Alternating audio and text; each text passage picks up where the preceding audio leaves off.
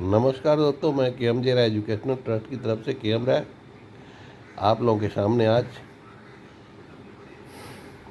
Jordan, Gaza पट्टी और यरूशलेम के पास स्थित रामल्ला शहर के बारे में कुछ अब बताने जा रहा हूँ, उसकी सच्चाई। यह रामल्ला शहर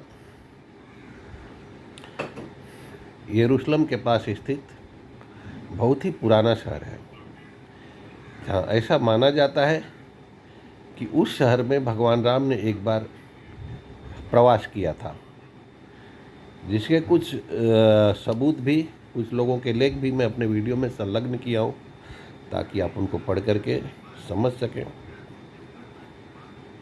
ऐसा मानते हैं कि उस समय जब मोहम्मद साहब इस्लाम का प्रचार कर रहे थे तो बोलते थे भाई ईश्वर एक है, अल्लाह है ईश्वर।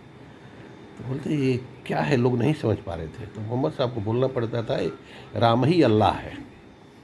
और ऐसा माना जाता है, इसी तरह से उस शहर का नाम राम अल्लाह पड़ा।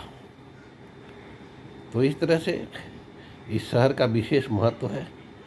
बाद में जब ईसाई धर्म पनपा तो ईसाइयों ने उस शहर पर कब्जा कर लिया। फिर फिलिस्तीन आया तो फिलिस्तीन का कब्जा हो गया, तो मुसलमानों का।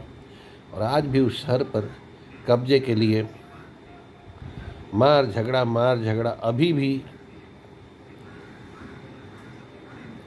हमास और इजराइल का झगड़ा चल ही रहा है, आप देख ही रहे। डिटेल जानकारी के लिए आगे देखिए। और हमारा यूट्यूब चैनल KM राय एजुकेशनल ट्रस्ट, सब्सक्राइब जरूर करें, ताकि हर जानकारी आप तक सही ढंग से मिलती रहे।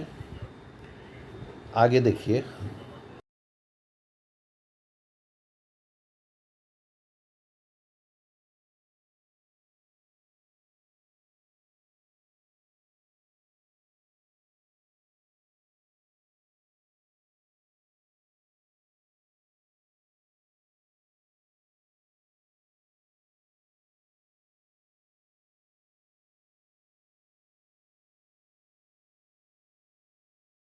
हिंदू धर्म में कई अवतार हैं विष्णु के। देखिए, प्रॉफिट को हम कैसे डिफाइन करते हैं? अंग्रेजी में जब शब्द हम यूज करते हैं प्रॉफिट, तो प्रॉफिट का मतलब वो एक ऐसी हस्ती, एक ऐसा इंसान जो आम आदमी और भगवान के बीच की कड़ी की तरह काम करता हो, ईश्वर के संदेश, उनके संदेश यहाँ तक पहुंचाए। जरूरी नहीं है कि वो भगवान का पुत्र हो, जैसे यीशु मसीह को माना जाता है। ईसा मसीह भगवान के पुत्र थे, पैगंबर नहीं थे। हाँ, जैसे हमारे पैगंबर भी थे, लेकिन विष्णु और उनके अवतार तो भगवान और उनके अवतार माने। बिल्कुल। जैसे बहुत सारे जो बिल्कुल कट्टर क्रिश्चियंस हैं, वो जीसस क्राइस्ट को सन ऑफ गॉड भी मानते हैं, ईश्वर का बेटा। मुस्लिम्स में पैगंबर मोहम्मद को नहीं मानते भगवान का बेटा, वो प्रॉफिट है, पैगंबर है। यानी वो एक इंसान है जो इतने लेवल तक ऊंचे उठ गए कि वो अल्लाह और इंसान के बीच की कड़ी बन पाए। तो ज्यूइश रिलीजन में बहुत सारे प्रॉफिट हैं, ठीक है। ये हम दोबारा डिस्कस करेंगे जब हम केनेसेट की बात करेंगे। आज जो उनकी संसद उनकी जो मौजूदा संसद है, उसका नाम कहाँ से आता है, तो उसमें फिलिस्तीन वर्ड यूज किया गया है उन किताबों में, कि एक तो रिलीजन के मानने वाले, बाकी फिलिस्तीन, वहां से वो वर्ड आता है पैलेस्टाइन। जब संयुक्त राष्ट्र में बात हो रही थी तो फिलिस्तीनियों का रिप्रेजेंटेशन किया सीरियंस ने, जॉर्डेनियंस ने, इराकीज ने और कभी कभी इजिप्शियंस ने। अच्छा, एक ये कुछ लोग मानते हैं कि सिर्फ एक षड्यंत्र की बात है, लेकिन कुछ लोग मानते हैं कि प्रूफ है। बात यह है कि सीरियंस, जॉर्डेनियंस, इजिप्शियंस ये चाहते थे कि जब ब्रिटिश चले जाएंगे यहाँ से, ये लोग इस पूरे एरिया को कैप्चर करके, इस पे कब्जा करके अभी बस किसी तरह से सेटलमेंट में हाँ बोल दो। बिल्कुल।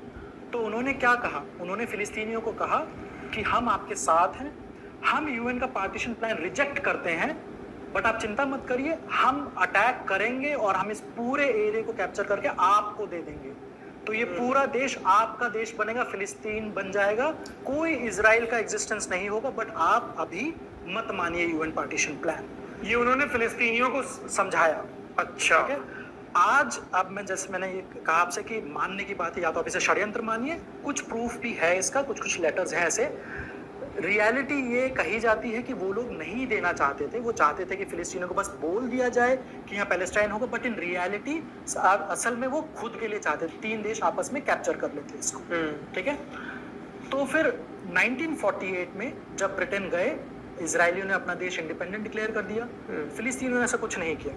अगली सुबह अरब कंट्रीज ने अटैक किया, जो देश बना और अगली सुबह हमला, जिसको हम कहते हैं the first Arab Israeli war, जिसको इजरायली कहते हैं द वॉर फॉर इंडिपेंडेंस, जिसको फिलिस्तीन कहते हैं नकबा यानी डिजास्टर फॉर अस।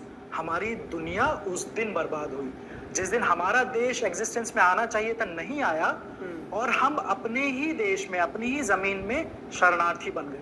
तो इस चीज को एक ही इवेंट है जिसको हम 3 नाम देते हैं। इजरायली इसको देखते हैं गर्व के तौर पे कि हमारा लड़ाई थी, हमारे आजादी की लड़ाई, independence, war of independence.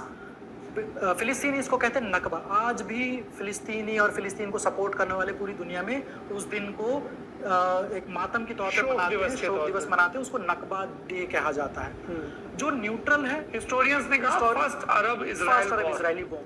Okay, तो उस वॉर के बाद कितने दिन चला, कैसे हुआ वो? ये नया देश बना था, इनकी सेना यहाँ तैयार थी जी। मुझे पता है कि आपको इजरायली मिलिट्री में बड़ा इंटरेस्ट है और आपको मोसाद में भी बड़ा इंटरेस्ट है।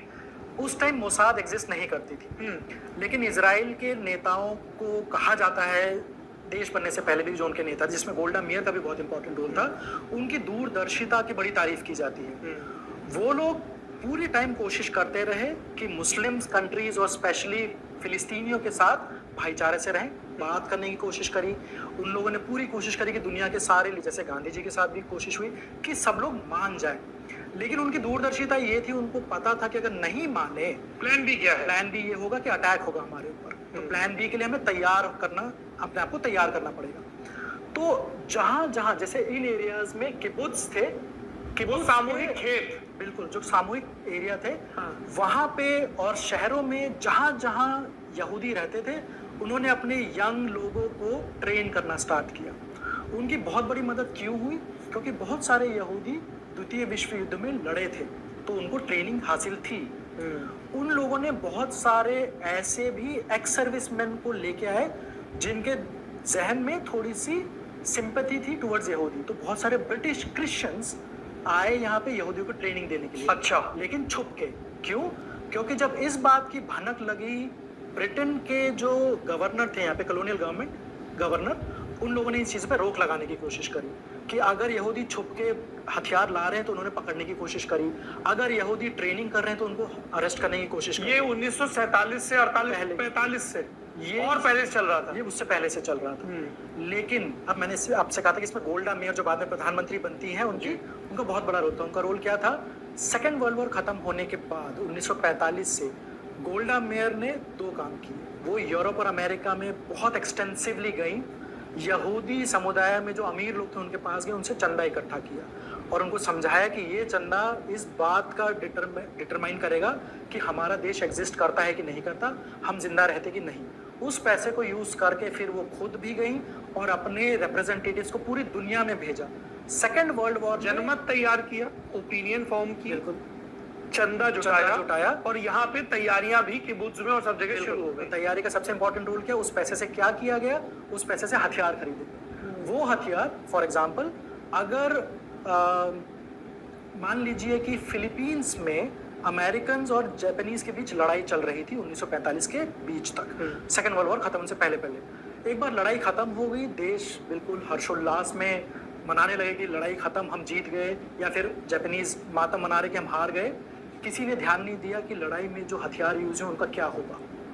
ये हथियार कौड़ियों के भाव गोल्डा मेयर के रिप्रेजेंटेटिव्स ने खरीदे, उन्हें छुपा के इजराइल लेके आए।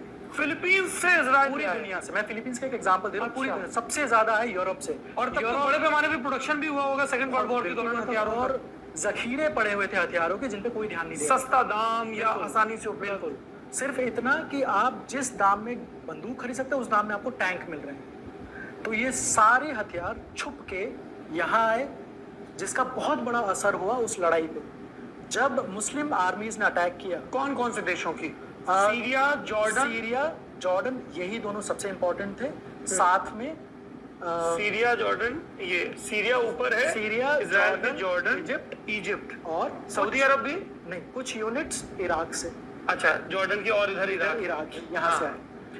तो इन लोगों को लगा था, इन 4 देशों की यूनिट्स ने मिलके बिल्कुल इन पे अटैक किया। हाँ। इनको लगा कि नया नया देश पैदा हुए, कोई आर्मी नहीं है, हम जीत जाएंगे। तो वो जैसे डींगे हाँकते हैं, सुबह का नाश्ता इधर करेंगे। बिल्कुल बिल्कुल वही वही लाइन वाला वहीं से आती है कि सुबह का नाश्ता यहाँ, फिर लंच हम जेरूसलम में करेंगे और डिनर हम तेल अवीव में करेंगे। अच्छा, तो इनको बहुत बड़ा झटका लगा जब इनको अपोज करने लगे, और उनके पास टैंक तक के हथियार थे, क्योंकि ये उतने तैयार से नहीं आए थे, नहीं इनका मनोबल इतना ज्यादा था।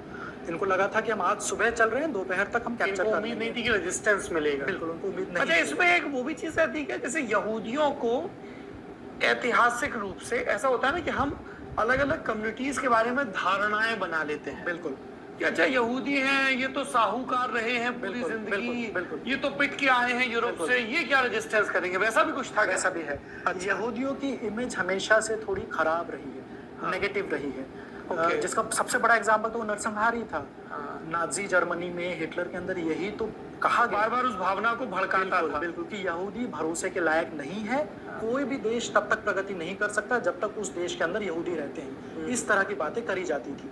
तो मुस्लिम्स में भी हर जगह नहीं था, बट उनको भी लगा कि ये लड़ नहीं पाएंगे। तो जबकि वो सीरिया, बहुत जॉर्डन, बड़े- इजिप्ट और कुछ यूनिट्स इराक की। इराक